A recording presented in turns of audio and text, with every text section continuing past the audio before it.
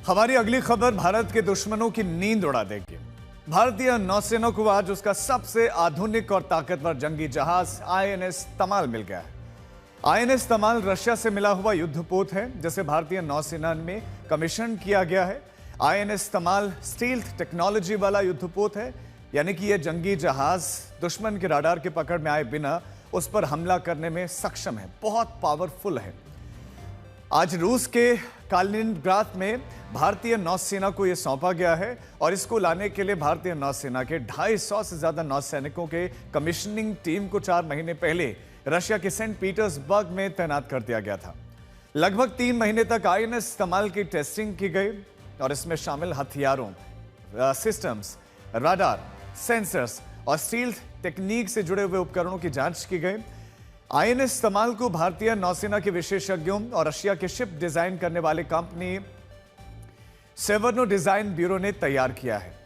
भारतीय नौसेना को मिले हुए इस जंगी जहाज में लगभग 26% हिस्सा भारतीय है, यानी कि यह स्वदेशी है। भारत ने रशियन कंपनी की मदद से इसे अपने हिसाब से तैयार करवाया है। आईएनएस तमाल के शामिल होने से भारतीय नौसेना की शक्ति में बढ़ोतरी होगी, इजाफा होगा। आईएनएस तमाल एक फ्रिगेट है, यानी कि जंगी जहाज है।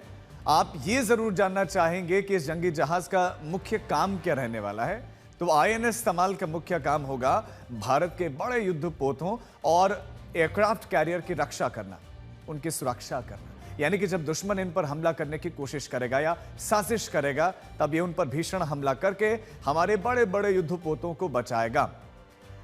अब हम आपको अपनी बड़ी सी स्क्रीन पर दिखाते हैं कि नौसेना का जंगी जहाज आईएनएस तमाल आखिर काम क्या क्या करने वाला है। तो जब भी समंदर में कोई बड़ा युद्धपोत उतरता है तो उसके साथ जो है कई जंगी जहाजों का जो बेड़ा है वो भी चलता है। आप मान लीजिए कि भारतीय नौसेना ने अपने एयरक्राफ्ट कैरियर आईएनएस विक्रांत को समंदर में उतारा। तो अब ये देखिए, ये फ्रिगेट है आईएनएस तमाल। ये कैसे, देखिए डिस्ट्रॉयर है जो साथ साथ में घूम रही है और हमारा एयरक्राफ्ट कैरियर है और ये डिस्ट्रॉयर जो इर्द गिर्द रक्षा कर रहे हैं। ये पूरी की पूरी फ्रिगेट है। तो मान लीजिए कि विक्रांत को समंदर में उतारा गया, दुश्मन को हराने के लिए उसको उतारा गया। ऐसी स्थिति में समंदर में केवल आईएनएस विक्रांत नहीं रहेगा, बल्कि उसके साथ साथ कुछ ऐसे जो जंगी जहाज हम आपको दिखा रहे हैं बिल्कुल चारों तरफ से इसकी सिक्योरिटी के लिए। एक एयरक्राफ्ट कैरियर के साथ में 4 डिस्ट्रॉयर रहने वाले हैं। जो डिस्ट्रॉयर हम आपको बता रहे हैं कि साथ साथ में डिस्ट्रॉयर हैं जो कि डिस्ट्रॉय करते हैं, और इसमें 4 फ्रिगेट चलते हैं। 4 डिस्ट्रॉयर आईएनएस विक्रांत के अगल बगल में चलेंगे और इसके आसपास में 4 फ्रिगेट भी कुछ इस तरह से चलेंगे। ये आईएनएस विक्रांत को एक तरीके से सिक्योरिटी प्रोवाइड करेंगे। डिस्ट्रॉयर और फ्रिगेट दोनों ही जंगी जहाज होते हैं, लेकिन इनमें अंतर सिर्फ इतना यह है कि डिस्ट्रॉयर बड़े युद्धपोतों को कहा जाता है और हमले की स्थिति में डिस्ट्रॉयर और फ्रिगेट सबसे पहले दुश्मन पर अटैक करते हैं और दुश्मन के हमलों से एयरक्राफ्ट कैरियर को इनका काम होता है कि ये बचाते हैं।